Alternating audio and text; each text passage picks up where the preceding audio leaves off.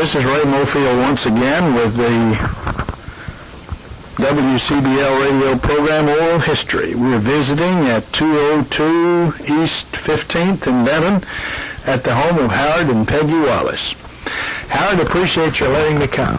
Well, I'm glad you're here, Ray. I hope I can give you some of the information. Oh, I'm sure you can. You were born in Marshall County? No, I was born in Warrens Bluff, Tennessee. But you've been here 10 or 15 years, haven't you? Yeah, about 66 years.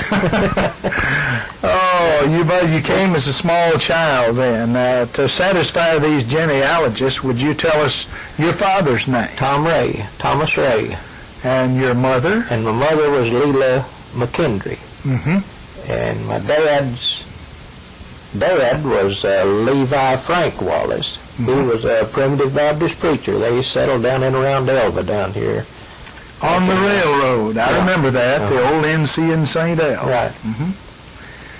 Very good. Do you happen to know any of your grandparents?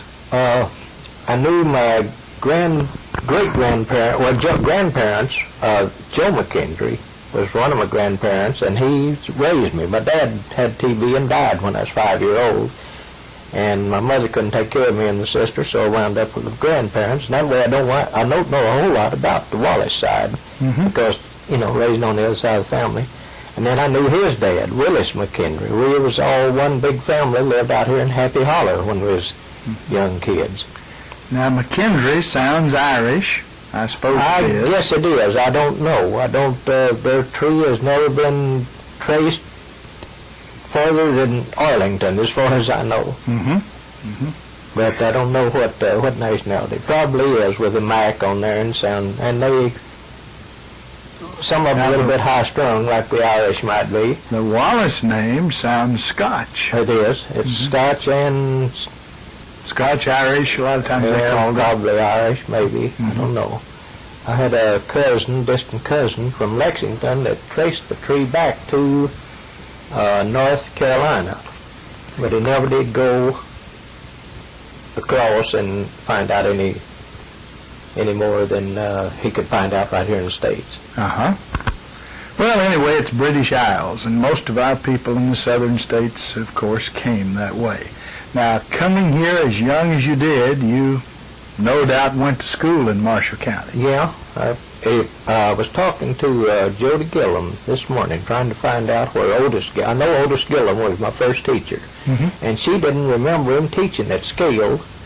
She thought it was McCain, and I didn't get to talk to Eileen. She might have known more about it, but that was my first. But it was a one-room country school in Marshall County, and you know the name of the teacher, Otis Gillum. Yeah, right.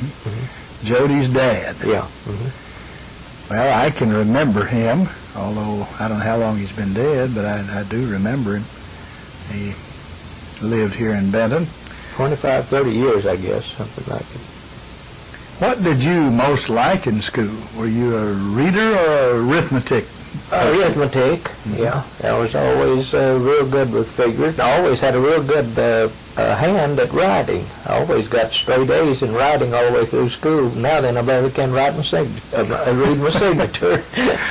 Well, I suspected you might be strong in math because, as I have known you, you were an artisan. You worked with your hands, and you had a machine shop, radio shop, and repair business, and you were good at that kind of thing.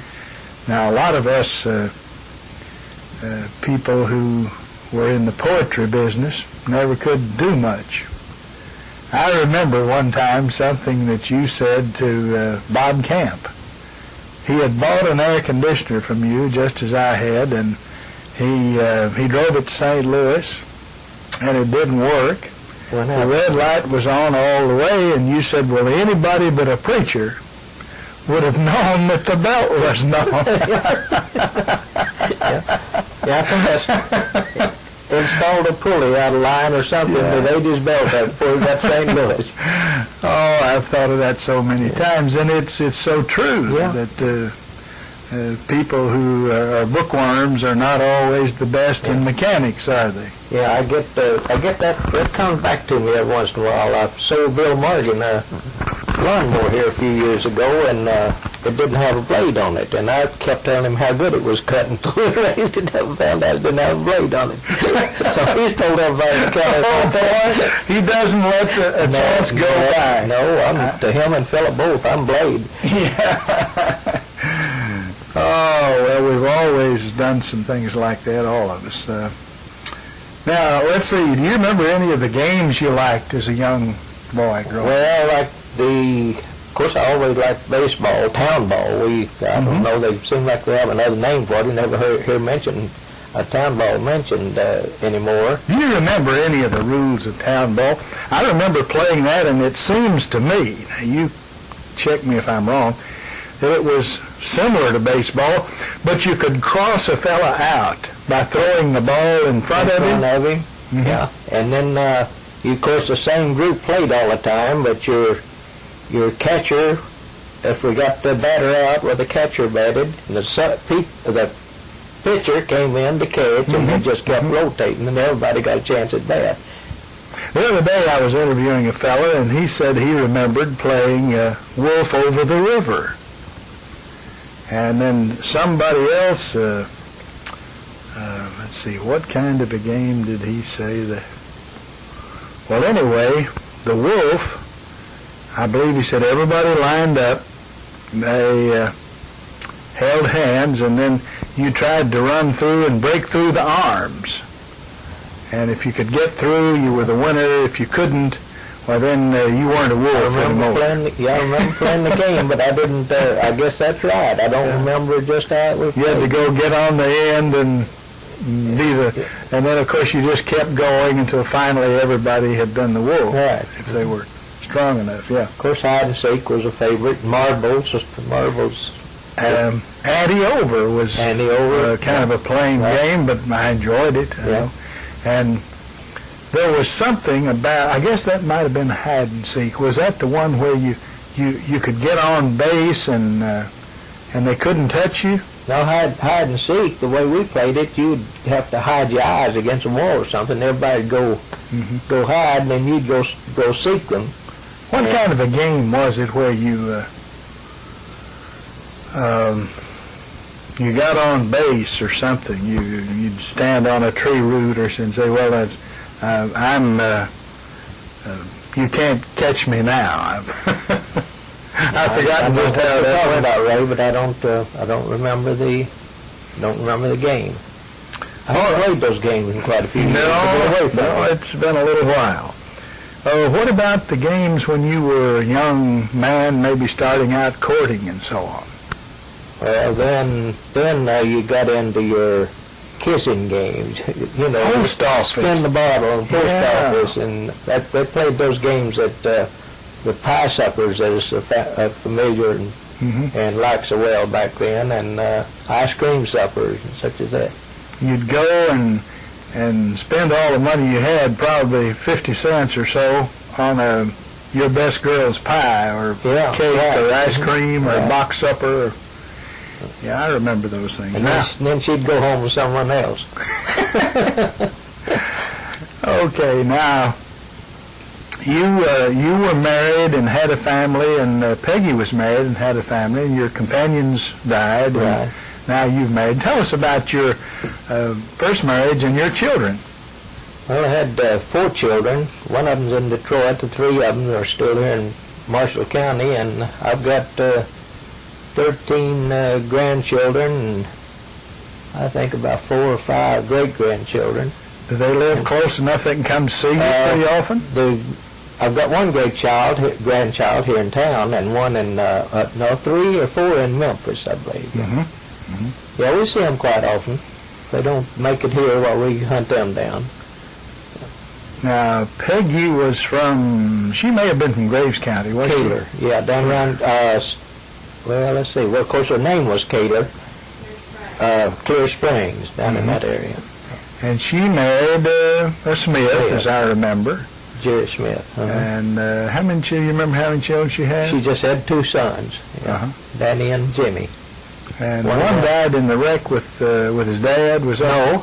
No, No, it didn't. No, he was hurt pretty bad, but No, he didn't die, and he's all right now. No after effects of it. Okay. And one of the boys married Robert Lee Ross's daughter. Right. Yeah, they're living down in eastern Tennessee, down at Newport, inside of Gatlinburg. All right, well, that brings your families up to date. Now, tell us what you did when you first started to work professionally. Started to work? Were you a farmer or?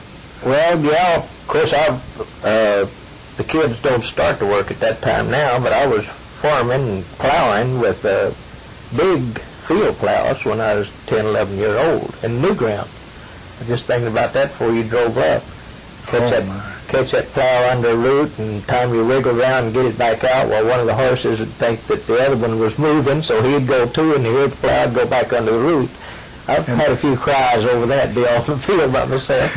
And with one not moving and the other one moving, that double tree came back and went forward off the pivot. Boy, there were some terrible kicks there, weren't there? Bad time. The root come out of there and crack you across the shin. Well, you know, Howard, one of the things that I can remember that seemed to me that kicked the hardest was a double shovel. Yeah, and I never did get to where I could really handle a double shovel. You know, they used to split a lot of metals and throw the corn, dirt to the corn, but and working at the back of it, I never could really do a good job with a double shovel. Oh yeah, we always used either a double shovel or a bull tongue. Yeah. To split the middles.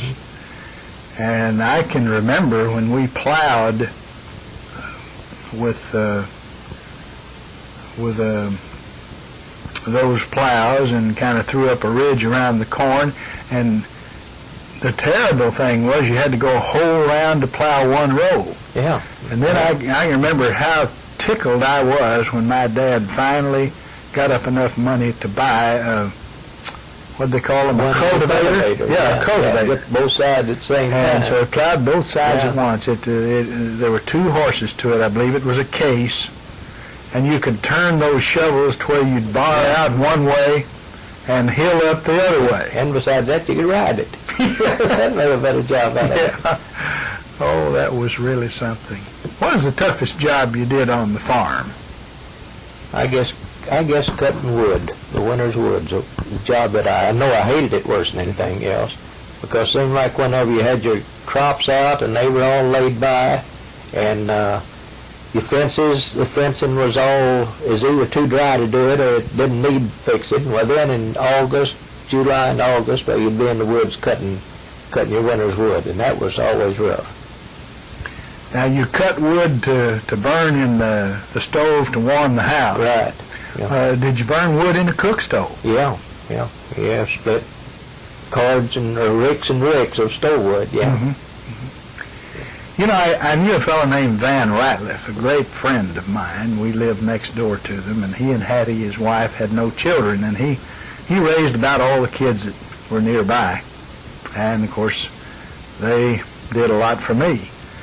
But he was a fellow that did something that it looked to me like it was dangerous, but I never remember that he got hurt. But he would stick an axe in a block, and then he'd have blocks of nice redwood, and some way or other he could just almost play a tune on that. He'd throw the block against the axe blade. It was a double bit axe, and he'd stick one blade in the block, and then the blade that was just up there, he'd take this block and just kind of swing that block against it, and the pieces of stove wood would just fly. Oh, yeah, I never did. I've tried that. Now, if the wood was splitting real good, you could do it, yeah. It had to be almost a perfect tree, I guess. Yeah. Of course, we had a lot of good timber then. It wasn't all knots like it is now. It's all a lot of virgin timber around. And redwood would do that. Now, you couldn't do that with, say, black gum. No, or even old, some kind of oak that grew in fence rows. Blackjack. Yeah. Blackjack is worse than post oak. It is terrible, too. Yeah. Well, did you have any row crops? Did you raise tobacco? Oh, yeah, raise tobacco. You could put out all the tobacco you wanted to grow and all that you could take care of, maybe 12, 15 acres. And I can remember not too many crops, but 2 or 3 that we'd carry to either Paducah or Mayfield one. I don't think was growing any around here when they had the place at Benton. But it hauled it off, and I remember one crop in particular that they wanted to bill my granddad because it didn't bring enough to sell it, to pay for the selling. That's literally true. I've heard those stories. Yeah. A man told me once that in 1933 they had a kind of a bad stand and the price was nearly nothing, about 2 or 3 cents a pound, 3 maybe the highest, and lugs bringing 75 cents. And that the floor man said, well, you owe me, he told him how much, 75 cents, I believe. And the guy said, well, I don't have it. And he said, well, next time you're in town, bring me a chicken. Now, that was really something. That was bad. I thought I had the all-time story to tell there, that Dad's tobacco that year brought $21, and he gave $7 to the landowner, Mr. Arthur Blaylock. And then we had 14. And when you live on $14 for 12 months, it's not too. It's you don't eat a lot of steak in a restaurant, I'll tell you. What did you eat when you grew up? Were you ever hungry? Oh, yeah. No, never hungry. We had all the vegetables we wanted. We had all the pork we wanted. Now beef, there wasn't a whole lot of that ate back when I was a kid. Maybe someone would come by. They'd kill the beef, and they'd come by selling it out of the wagon to knock the flies off of it and sell you a piece of it if you wanted it. But most of it was smoked ham and smoked middlings, they called them, your bacon, side meat, and it's good. I mean, for a kid living on the farm at my age and at that time, if you get to town with a dime, 15 cents, and get a bologna sandwich, you was really living high. Now it's the other way around. Oh, I can remember looking forward to 2 big days, and that was Big Singing Day and Tater Day. Yeah. And I'd generally have a dime, and you could buy a giant soft drink for a nickel, and for a nickel you got a rather large sandwich, didn't you? Yeah, you could sandwich. Yeah, you could blow a sandwich 1/2 inch thick, and maybe all the crackers you wanted, and the bologna was all meat, and that old I guess Metzger, I believe, put it out, the paraffin wrap. Well, there's nothing like that on the market anymore. You just can't buy anything with that taste. Of course, a child's taste and always hungry might have a lot to do with it, too. Some of the kids used to laugh at me when I would swap a country ham sandwich for a bologna sandwich. Yeah. At school. You know, we all took our lunch in a little tin box. But that was such a change to me that. And I guess, on the other hand, it was a big change to those people. To the kids in town, maybe that didn't raise hogs. Yeah. Well, did you ever worm tobacco? Oh yes, yeah. That's we didn't have the sprays and everything. You had to worm it, and if you didn't, then it was a bad year for worms. They just absolutely strip it. You had to stay after it. Take a worm about the size of your index finger. Now they can eat up a leaf in one night's time. That's right. I'll never forget whenever you talk about worming tobacco, the time that Urban Poe, I guess you knew him, lived down here in Palma. He, the year he got married, he had a big tobacco crop, and he put it, and of course, Urban, he always, well, he's like you. He's a guy that's too smart to do this common labor. He was out doing these easy things.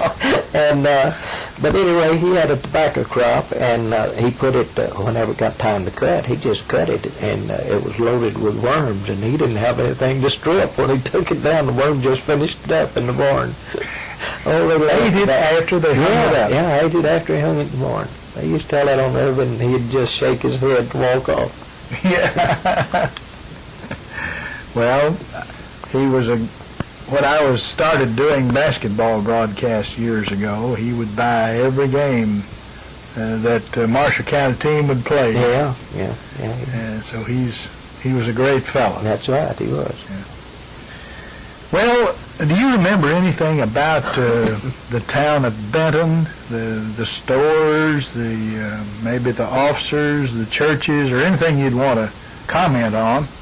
I can go back, well, I can go back quite a way as far as the store is concerned. Of course, I can go back to the gravel streets and the theaters that we had around the court square. We had 3 different locations on theaters. I guess Shelby McCallum probably brought to come in here with the first one over on west side of the court, east side of the court square. I'm not sure about that. Then they wound up one there on courts at 12th and Main, there at where Hutchins was so long, and then there was one over in the middle block around the old Bank of Benton. But the things around town then with the gravel streets and everything, us running around these old cars. I think I got my first car when I was about 13 or 14, because they didn't enforce any driver's license. I don't reckon you even had a driver's license. If they did, I don't remember it. Well, in 1937, I bought my first car. It was a 27 T-model Roadster. Oh, I thought it was sporty. It was the last model they made. They had wire wheels instead of wood. Yeah. Remember those? Oh, it was a sporty dog, just before the A models came out. But I had to pay $25 for my driver's license, but there was no test. Yeah. All they wanted was the 25 cents. Yeah. Yeah. I never took a Kentucky driver's license exam in my life. I don't guess I did either. I don't think I did. Now, you can remember a lot of things. I don't know whether they were before your time or not, but like the sawmill that used to be down at, is right here in town, down at 6th and Olive, the sawmill there behind where Cope Shell is now, run there for years. And there's a sawmill, I believe was it the Brandon Mill down on 12th Street down there at the back of the Brandon, Hadler's daddy owned a big bunch of that property right in here. I think it was. There was a sawmill in there. Of course, the odd thing that you can remember is buying and selling chickens and cream up practically on the court square. That something like that would be out of the, you just wouldn't even think about doing something like that now. It's got to be out the edge of town somewhere. I can remember, too, the Indian medicine men, or at least they claimed to be Indians, who came on Tater Day, and they would... they'd have a bottle of something or other that was guaranteed to cure just about anything. Yeah. Bring that up. I asked someone the other day about Ashcraft. Do you remember when Ashcraft salve was so popular around in this county? No. An old man Ashcraft, and he had a formula for the salve, and I know that a lot of it is out of goldenrod because it smelled a lot like it, and it's rabbit tobacco. But these old people depended on that for a poultice on your chest or cold or something. I hadn't thought of rabbit tobacco in 20 years, I guess. But I've smoked that stuff. Yeah. And they'd claim that would clear up your head. And if you'd blow a bunch out through your nose, why, it would kind of help clean it up a little bit.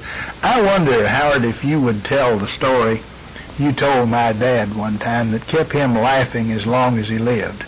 You had an English Ford. Yeah, the little English Ford. And your dad asked you one time if you got pretty good gas mileage. Now, what was it you said? Well, I told him that I could make it to Mayfield nearly all the way back to Benton without having drained some out. It was making it instead of burning it.